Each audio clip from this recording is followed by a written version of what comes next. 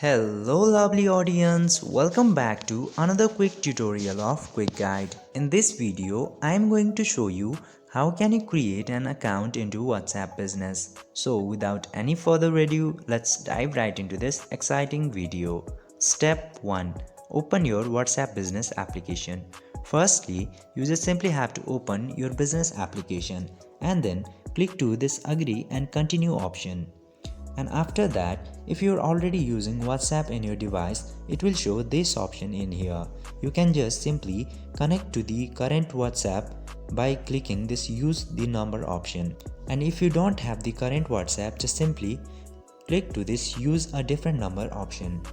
And after that, enter the phone number that you want to add. And then simply click to this next button. Now just simply click to this use the number option and click to continue to access your contacts. After doing this, WhatsApp will send you a verification code into your phone number. You just simply have to enter that. And when verification will complete, your account will successfully be opened into WhatsApp Business. I hope this video was helpful for you. If yes, don't forget to like, share and subscribe to the channel to never miss another update. Thank you for watching the video.